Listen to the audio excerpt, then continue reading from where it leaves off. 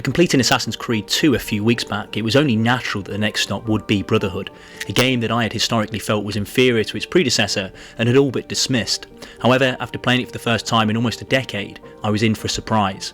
After making my way through the lengthy introduction, the game burst into life, captivating me with its enhanced combat mechanics, plethora of side quests, the beautifully crafted and highly detailed city of Rome, and Ezio's transformation into a mature and dangerous assassin. I was wrong in my assertion that it was inferior to Assassin's Creed 2. It's a fantastic title and I understand why it's so appreciated within the community. I was wrong, and sometimes it can take replaying a game again years later to learn that. Throughout this video I'll detail as to why I feel I was wrong. Brotherhood is the third installment of Assassin's Creed series developed and published by Ubisoft. It was first released on November 16th, 2010 for PlayStation 3, Xbox 360 and PC.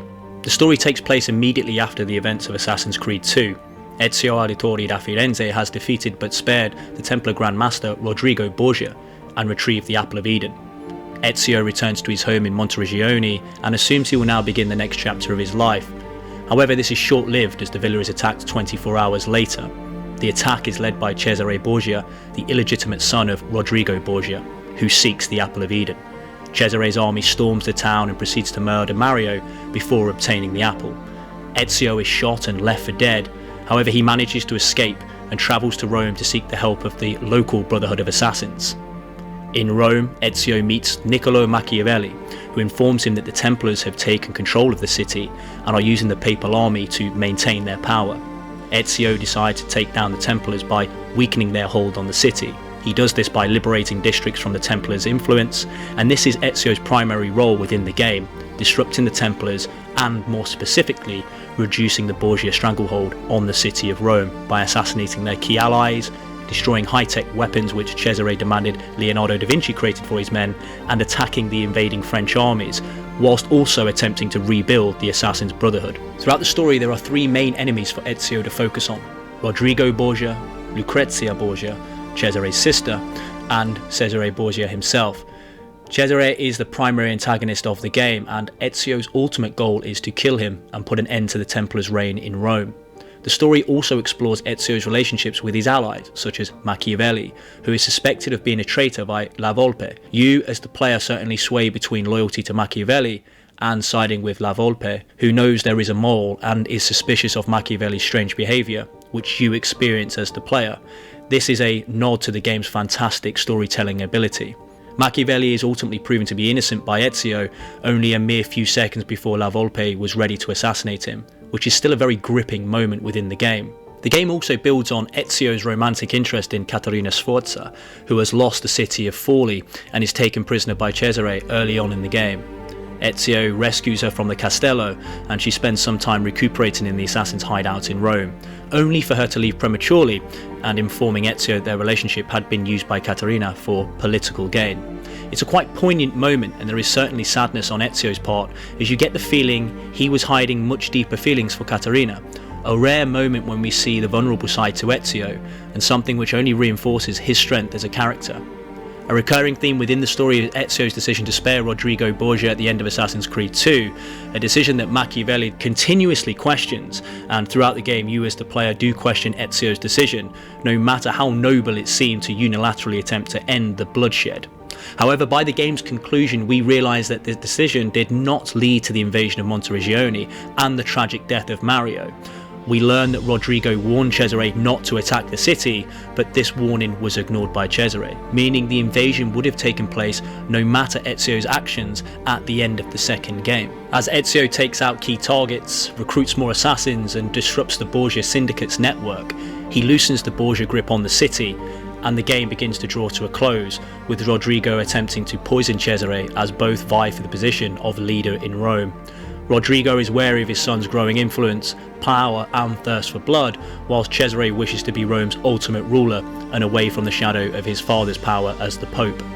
Cesare is warned of the poisoning by Lucrezia and proceeds to ram the poisoned apple down his father's throat, killing him, before then turning on Lucrezia and denouncing her only as his sister and not his queen, something he'd promised her earlier in the story, and after spending much of his life conducting an incestuous relationship with her and murdering anybody that dared to try and steal her affection away from him.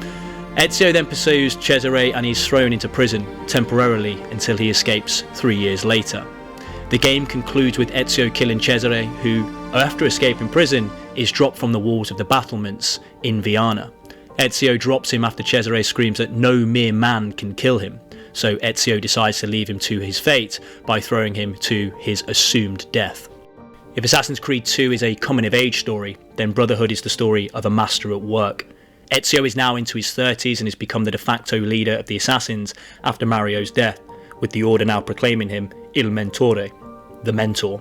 Ezio's full grasp of his abilities are on display as he works with the Order to diminish the Templar influence over the historic city of Rome and restore numbers to the dwindling Order he now leads. Similar to the second game, Ezio's character arc is something that is incredibly intriguing throughout Brotherhood. We see from the beginning the lows of the death of Mario, who is a father figure to Ezio and helps train him up to become the assassin that he is.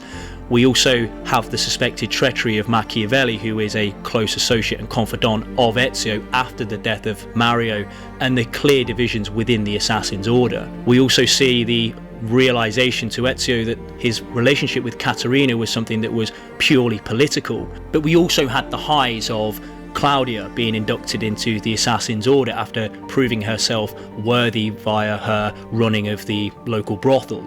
We also see Ezio becoming the leader of the Assassin's Order, being proclaimed Il Mentore, and also rebuilding the Order by integrating and recruiting new assassins. There is certainly a different feel playing Ezio the second time around, but he suffers with the same highs and lows which plagued his earlier life and is reflected by the events in Assassin's Creed 2.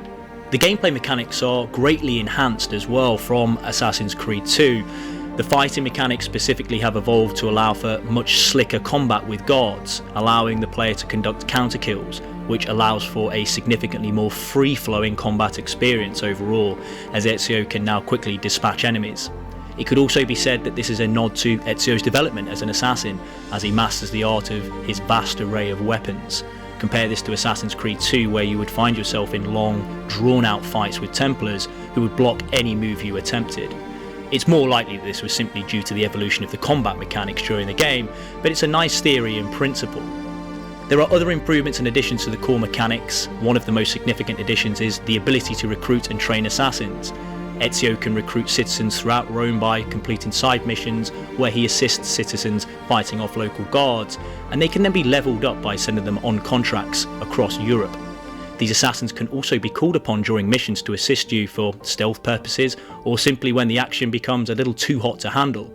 Just make sure they don't all die on you like they did for me in this mission. The game also introduces the use of the crossbow, which allows Ezio to take out enemies from a distance silently, and features an enhanced economic system which allows Ezio to purchase shops and invest in the city's infrastructure. This is done by liberating districts from Borgia control by assassinating the local warlord. Once a district is liberated, Ezio can invest in its infrastructure, which generates income and provides benefits such as faster travel, stronger armour and better weapons. The system is crucial to progressing throughout the game, as it generates income that can be used to upgrade equipment, as I mentioned.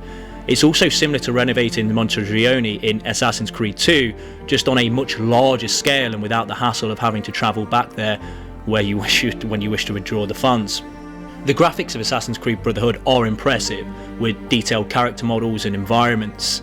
The game's art style is consistent with the previous games in the series, with a focus on historical accuracy. The game features several famous landmarks in Rome, such as the Colosseum and the Pantheon, which are accurately represented. Thousands of hours were clearly invested by developers for historical accuracy, and it shows, with Rome split into the ancient and Renaissance districts within the game that really did coexist within the actual time period. Assassin's Creed Brotherhood received critical acclaim upon its release, with many reviewers praising its improvements over its predecessors. The game was praised for its story, which was seen as an improvement over Assassin's Creed 2, which I slightly debate myself, and it also had impressive gameplay additions, which I've already mentioned. The ability to recruit and train assassins was seen as a significant improvement, as was the new and improved economic system. The game's graphics were also praised, with many reviews citing the game's attention to detail in recreating the historical landmarks and settings that we see throughout the game. Despite its critical acclaim, some reviewers felt the game's single-player campaign was too similar to previous games in the series, with a lack of significant innovations. Others criticised the game's repetitive mission structure and its focus on collecting items and upgrading equipment. These weren't major issues for me, as I did think there were innovations to the game. What I feel personally could have been improved is a number of things. The first is Rome is simply amazing as an environment to play in, but I do have a preference for Florence, and the reason for that is that Florence felt more compact, and free running buildings, let's say as an example, was significantly easier. Rome is much more spread out, and free running across rooftops is significantly more difficult. I also think the game missed the ability to move between different cities. In Assassin's Creed 2, I enjoyed the ability to travel between Monteriggioni, Venice, and Florence as examples. With Brotherhood, it can sometimes feel a little bit similar when you're just simply remaining in Rome. And another slight issue was really the slow pacing to begin with in the game. But I can see the counter side of the argument, which is this is clearly intentional, and it pushes you to explore the vast amounts of side quests and missions that you can undertake within Brotherhood. And finally, there really does feel like a lack of enemies or targets in Brotherhood. In Assassin's Creed 2 there are multiple people of interest, whereas Brotherhood you're just simply looking to bring down Rodrigo and Cesare primarily. It's a far more centred plot within Brotherhood, which many have praised, and I can see why. However, personally, I really did prefer the vast sprawling network of assassination targets who were central to the plot, and the ability to travel within Italy to carry out the hits as you did in Assassin's Creed 2.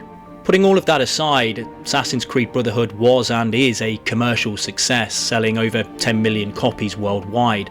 Its success led to several sequels and spin-offs in the Assassin's Creed series, including Revelations and Assassin's Creed 3. In conclusion, Brotherhood is a well-crafted and enjoyable game that builds upon the strength of its predecessors.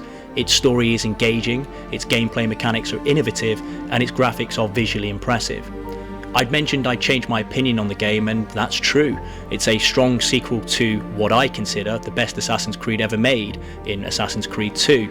For me, it lacks real pace to begin with, but I realise now that it's in an effort to push you as a player to explore the city and the surroundings, whilst also taking on the well-crafted side missions and quests. I personally don't enjoy the story as much as Assassin's Creed 2, and you could also criticise some of the similarities to the second game and its repetitive mission structure, but it really is demonstrated by its critical and commercial success and its overall appeal to fans and newcomers alike, that it's still widely considered one of, if not the definitive game, by a number of fans. All in all, Assassin's Creed Brotherhood remains a significant entry in the Assassin's Creed franchise and is a classic in the action-adventure genre.